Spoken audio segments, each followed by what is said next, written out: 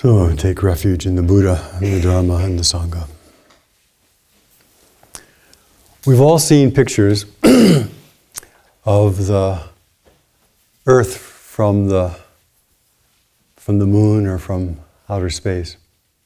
And when we see a picture from the Earth, like when we see a picture of the Earth from that perspective, it looks blue and white and serene and beautiful. We've all noticed the sun rising in the east and setting in the west over and over again. We all have come into cities and seen just the vast array of lights and buildings and all in the city. The earth is not calm and serene. Cities are not tranquil and still. The sun does not rotate around the earth. Our perspective is often wrong. The assumptions that we make about how things appear is a blurred, at best, perspective on reality. So we look out here and we see the green from the trees and it looks beautiful and serene. But there's a lot of activity out there. There are chipmunks and there are birds and there are mosses and there are deer and we have a blurred view of the world. We don't actually see things the way they are. Not bad, not good, but just what happens. So when we are looking at something from a perspective, it has a solidity or has certain qualities which when we get up really close and look at them more intimately, those qualities often disappear. So we're looking at the earth from the moon, still serene, white. But, as we all know, you get close and there's tides and there's earthquakes and there's hurricanes and there's crazy people and there's, endless cars and there's endless activities. Now, the science says that, well, if you look at a glass of water, it's the same way. If you're looking in a glass of water and you're beginning to see the molecular activity, it's a frothing mass of movement. That ability to actually see things the way they are, the ability to slow down and to see beyond our assumptions is part of why we practice. Because normally in our life, we are so busy reacting with our habitual conditioned mind that we fail to stop and look closely. And because we fail to stop and look closely at anything, we fail to stop and look closely, our decisions are often reactive decisions. Our decisions are often not really based upon the way things are. And so when we're making decisions and trying to respond to things other than they are, of course, we end up with a lot of friction. We end up having more unnecessary challenges. Sometimes when we're meditating, we stop, we slow the mind down, and we actually pay attention. Meditation 101. And the place that we suggest everyone pay attention to is starting off with the breath. When we stop and pay attention and are slowing the mind down and looking at the breath, we realize, there is not a thing called breath. There's the inhalation, there's the exhalation, there's the top of the breath, the bottom of the breath, there's the experience in the nose, and the chest, and the shoulders, and the back, and the belly, and the hips.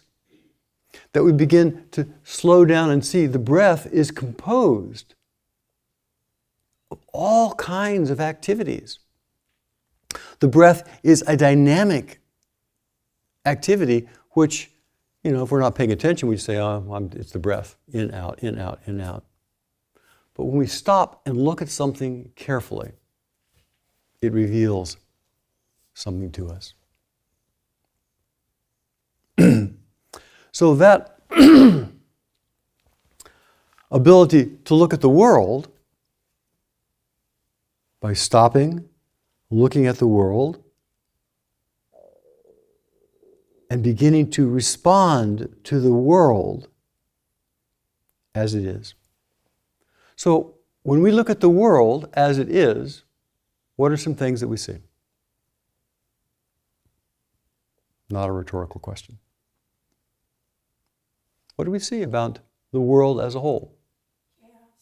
Chaos. And chaos means? Dysfunction, war, and racism. Okay, let's look a little more deeply than that.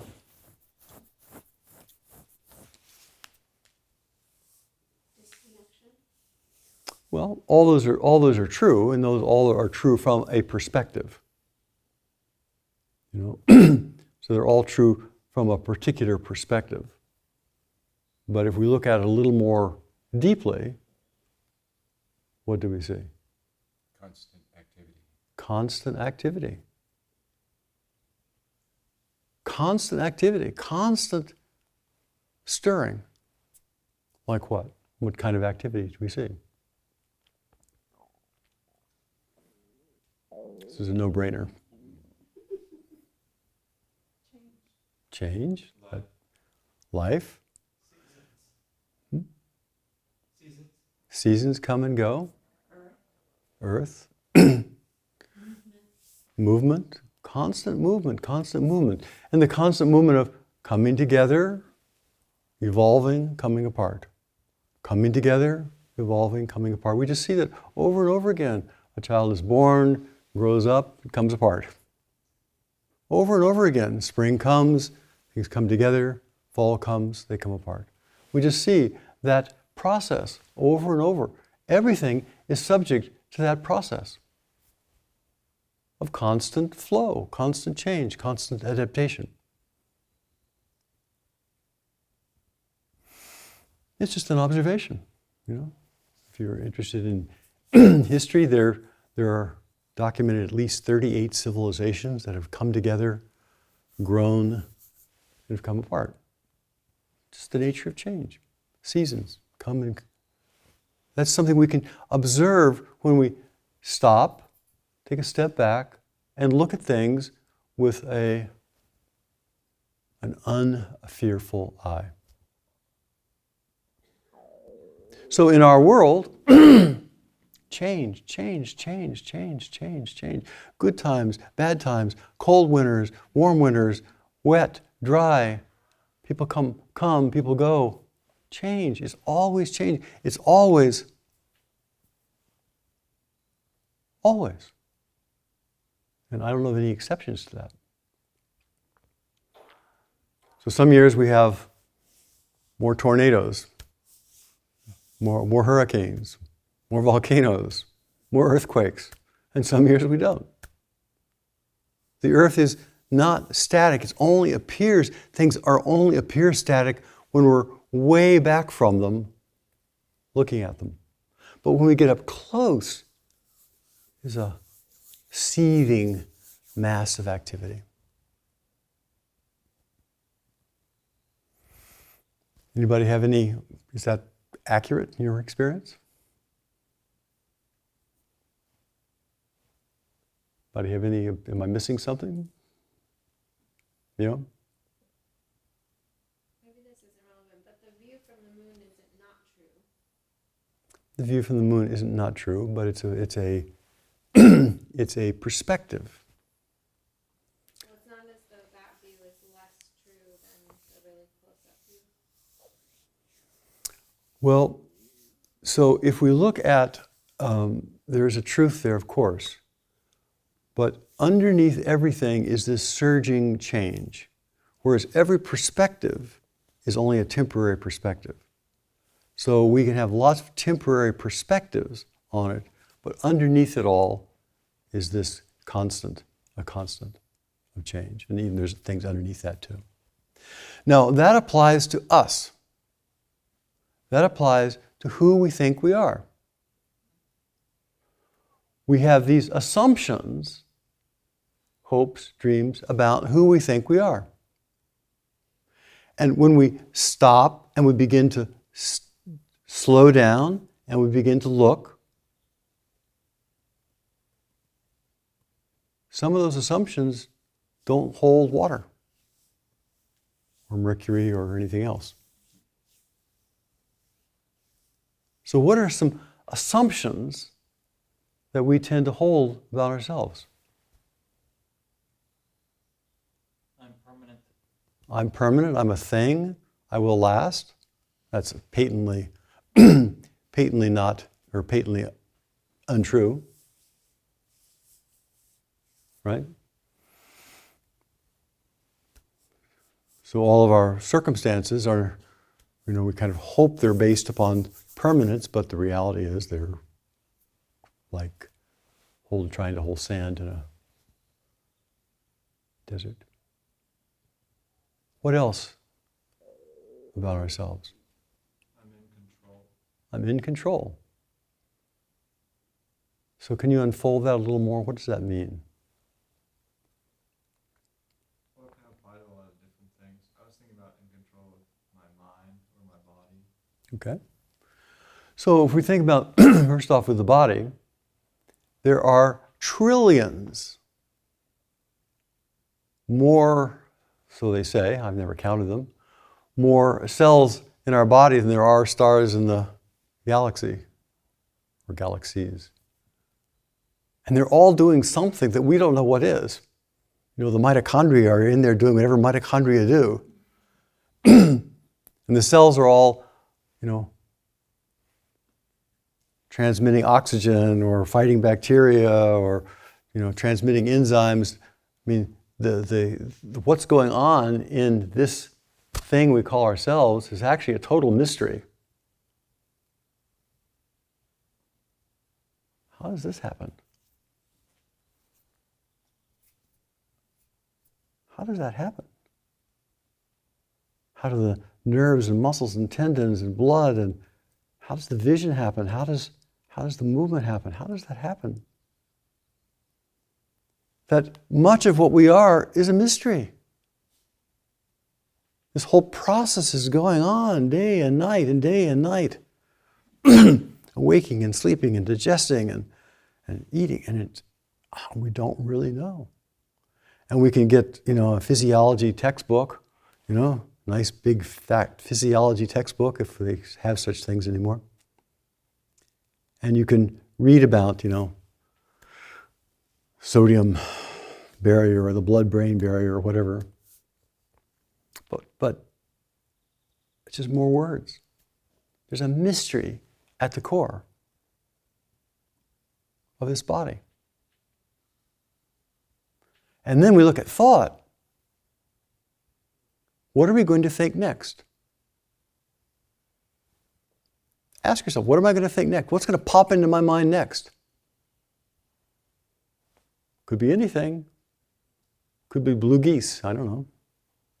Could be a spruce goose. We don't know. There's a mystery. What am I going to think of? Where do thoughts come from? Why do I have this particular thought instead of that one? Where do they come from? If we look carefully at thought, at the origin of thought, there is a spaciousness out of which they just pop. There's a mystery about the nature of consciousness. What is it that's conscious? What is it? How does this mind work? And we cobble together all sorts of theories, and we kind of learn how to deal with this particular body-mind and best we can in our lives. But even though we do that, there's a mystery. There's a mystery. There is movement and activity and churning that's going on right here, right under our very noses, so to speak, that can't be known. And then we look at the future. We don't know what the future is. And if you did, I encourage you to go to Las Vegas and earn a lot of money and come back and help support the Sangha. We don't know the future. You know, we don't even know the future of what a pair of dice are going to show in 30 seconds. And yet, I mean, that's, if there are exceptions to that, I'm happy to, you know, we have predictions. We can predict that I will stop talking here in just a few minutes. That's a prediction. Maybe it's wrong. You don't know. So there's a mystery. And then we look here at this body and we think, how many factors were involved in us being here right now? How many factors are involved with me being able to talk, being able to breathe, being able to move? How many factors are involved with you being able to hear, being able to feel your body sitting on the cushion? How many forces, how much food, how much oxygen, how much nurturing, how much growth, how much... And if we again take any thread out, what caused that, and we look back and back and back and wider and wider and wider and wider and wider, realize it took the whole universe and all the factors of thousands of generations on Earth in order to be right here. It's incomprehensible. It is so inclusive. And it actually takes the total universe to be at this moment, and it takes the total universe of this moment for the next moment to be. It's a mystery. What we call ourselves is often a mistake. It's a blurred vision. It's an unclear seeing. We sometimes think of ourselves as small, as insignificant. We sometimes think of ourselves as broken, as inadequate. But it took the entire universe, all of the factors, all the birds that are singing outside, had an influence on this moment of our life. And our limited perception, our limited conclusions about that moment are just limited conclusions.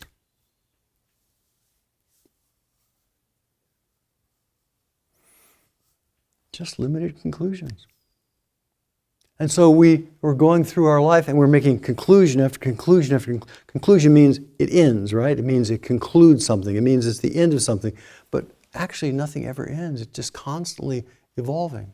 So we make these because we are not looking carefully, because we are not actually seeing the nature of reality of our own life. We freeze ourselves into small little boxes. We freeze ourselves into inadequacy and failure. We freeze ourselves into, should have been bigger and better and different, when it took the whole universe to make us as we are right now. To begin to slow the mind down and to begin to look carefully, not only at the way things are, but at our basic assumptions about the way things are, is part of practice. It's part of practice. The assumption that we are broken and inadequate is just an assumption. It has no... And its only support is a particular perspective, particular view. Say, okay, I'm going to take this view. Well, if I take that view, then this is wrong, and that's right. If I take this view, that's wrong, this is right. If I take that view, this is good, this is bad. It's like trying to decide whether up or down is good or bad. Doesn't make any sense. When we're stopping, meditating, looking directly, and see that we are a frothing mass of change, of motion. Every thought is self-liberating. That's such an interesting, every thought is self-liberating. So if I suggest you hold the image of a pig in your mind. Now, what did you see when you're holding an image of a pig in your mind? My image went from a little porky pig type of image to a boar. I mean, there's a Okay. whole range of pigs. Whole bunch of pigs, yeah.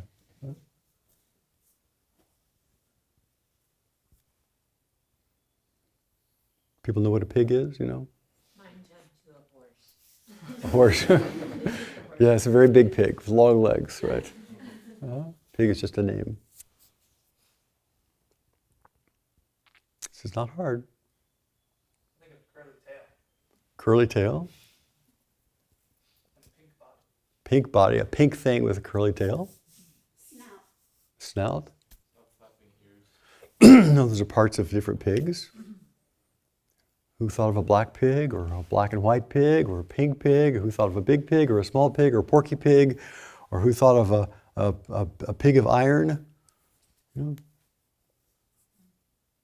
Who thought of a pet pig? I have friends who have pet pigs. We have anything in our mind, anything that we think of in our mind, first off, is going to change. You know, you think of Porky Pig, and you try to hold Porky Pig, whatever that means, in your mind, and suddenly you're thinking about ears or tails, and suddenly you're thinking about horses, and suddenly you're thinking about horses and camels and alpacas, and maybe the Silk Road in the desert, and what happened to Stein in 1912 when he discovered the caves in Dongwon Caves. Thank you, Dongwon Caves. And the mind just goes.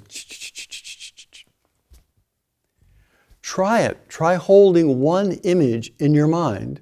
Try it right now. Try holding one image in your mind and see if you can hold it without it changing, without it quivering, without it adding horns, without it turning colors. See what happens. You try to hold one thing, one simple thing, like an apple, in your mind. And it morphs. It changes. You can't do it. You could say apple, apple, apple, apple, apple, apple, apple, apple, apple, red delicious apple with shiny, red delicious shiny apple, but each time you have to, each iteration of that is in a way a new vision. Thoughts are inherently self-liberating. So we're never stuck. And what is we talk about the inner critic. Inner critic is just a bunch of thoughts. And we just keep repeating the thought over and over again. And we happen to believe a thought that is self-liberating. It just pops into the mind. We grab a hold of it and we somehow believe it. When we're meditating and we're actually paying attention and we're actually looking at the things that cause us suffering and we're watching them, they actually are quite ephemeral. They move, they shift.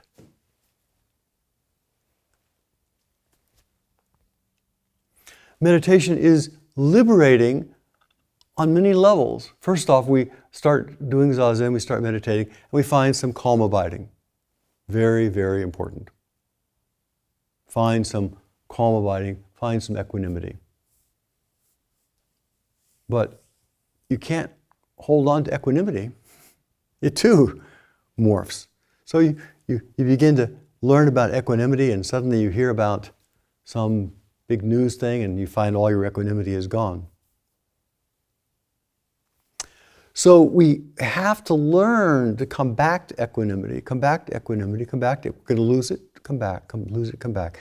But that is not liberating. Being calm and serene is not liberating.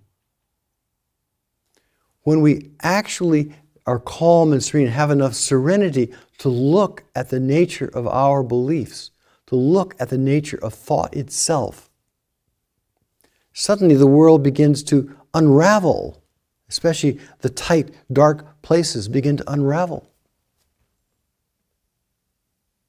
So let's look at thought.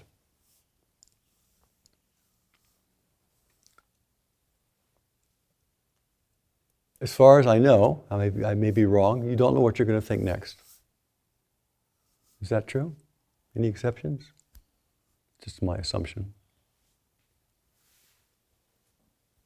Is that accurate? Marla, do you know what you're going to think next? Nope. Yeah. Can you decide? Hmm? With the pig example.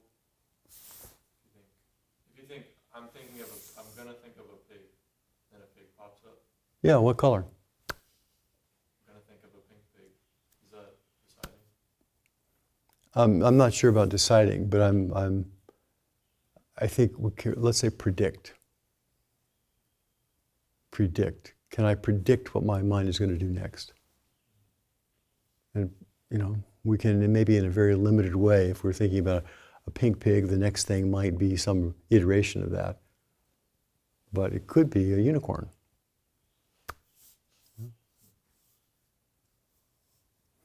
If we look at the nature of thought, it is inherently shifting, changing. It comes out of nowhere. It disappears and morphs. We can't hold on to one thought. It morphs. It disappears. Something new is always coming. So one of the ways I like to think about this is if you imagine you're in you're feeling a stream or a river or some flowing water, and you put your finger on the water. The minute you put your finger on the water and are aware of that water, it's already gone. Right? You touch flowing water and it's already gone. You touch flowing water, it's already gone. You touch a thought, it's already gone. You touch a thought, it's already gone. You touch flowing water, it's already gone. It's already gone. And yet, there's already always a fresh sensation of water, and it's gone. There's always a fresh thought, it's gone. To actually see the nature of thought as ephemeral, as transient, as maybe not even telling us the truth, is an interesting aspect of practice. So if we are working with a particular problem, we're trying to figure out how to raise the R value, the resistance value, the insulation value of these concrete blocks, which have an R3, very low, then you use all the thinking you can. You try to examine it all, and you examine the material, and you examine the options, and you examine we should put furring strips on there, and we put insulation on there, maybe we should do it on the outside or the inside, or how thick is the insulation going to be, and what kind of, you use every bit of thinking you have. But when you don't need to be solving a problem, you just watch the ephemeral thoughts, just choo, choo, choo, choo, choo. We trap ourselves by believing thoughts. There's traditionally 5 ways that we trap ourselves and make ourselves suffer by believing thought. One of which is a thought arises of, wouldn't it be so much more comfortable if I was able to lie down? Wouldn't it be so much more comfortable if I was not sitting full lotus? Wouldn't it be so much more comfortable if we had air conditioning in here? Wouldn't it be so much more comfortable? And we begin thinking, I'll figure out a way of making myself more comfortable. And we can do that anywhere. We're driving in a car and we start thinking, I don't like this. It could be more comfortable. It could be more comfortable. It could be more comfortable. And then before we know, we're strategizing about how to make things more comfortable and how to make the comfort more comfortable and how to make the state that we just got. You've all experienced this in bed at night, I'm sure. You're lying in bed and you're trying to find a really comfortable place, and you get a really comfortable, and then it becomes uncomfortable, and you try to find another comfortable place, and it just goes on and on and on. One of the classic ways that we create dissatisfaction, disharmony, dis-ease, based upon our thought based upon believing a thought. Believing a random thought. The second way is we have thoughts of anger. I don't like that. It shouldn't be that way. The world should work the way I think it should work. And we grab a hold of that thought, and that thought is inherently separating. It separates, I'm better than you, I know better than you. Look at me, I'm right and you are wrong. And we grab a hold of that thought of anger, and we create separation. We create war. We create judgment. We create fighting. We create argument. Because we grabbed a hold of a thought. I'm right, you're wrong. I know, you don't. And ultimately, if we look at that, I am right and you should die. That's how wars start. The third way is we start having a sensation of anxiety or restlessness. Everybody experiences that. Physiologically, restlessness and anticipation are basically the same experience. We feel restless. We grab a hold of the thought of restlessness. We grab a hold of an interpretation. Think, I'm afraid. Shouldn't be this way. It's going to hurt me. I've got to withdraw. I've got to retract. I've got to protect myself. We grab a hold of a thought like that and begin putting a cocoon around ourselves. It's just a thought. And the other two is torpor, sloth, laziness, too much effort. The last one is really interesting, is skeptical doubt. These are the five hindrances. In Dharma, they're called 5 hindrances. Skeptical doubt is I doubt my own direct experience. I doubt that harmony is possible. I doubt that I can be loving. I doubt that this moment is actually the way this moment is. I doubt myself. I doubt my capacity. I doubt. And the more we doubt, the more we believe those thoughts of doubt, the more separation there is, the more inadequate we feel, the more we withdraw. All of which are 5 ways that we can make ourselves suffer. By believing these self-liberating, ephemeral thoughts. We grab a hold of them and we think, my mind is telling me the truth. My interpretation of this sensation is true. When we're meditating and we actually look at the nature of thought, we can begin to see, maybe there's a lot more flexibility here. Maybe there's a lot more capacity here. Maybe there's a lot more space around my thought. Maybe I don't have to believe negative, self-limiting, small-minded thinking. Maybe I could actually use my creative mind to hold a really big view and be skillful, both inside and outside. So when we are not seeing thought in our mind the way it is, and instead we are concretizing it, just like we're not seeing the earth as a seething mass of change, but we're seeing it from a great distance where it looks like a thing, looks still. When we're not seeing our mind in that way, we get stuck. So to calm down, be present, look and see this always fresh, always new isness of our life, and then respond. So my hope is that meditation becomes an entrance gate to liberation by seeing the places that we have shrunk ourselves down and frozen ourselves, and seeing, maybe that's not true. Maybe I have much greater capacity. Maybe I have much greater potential. Maybe I can be much more creative than frozen thoughts, frozen beliefs I have about myself. May it be so.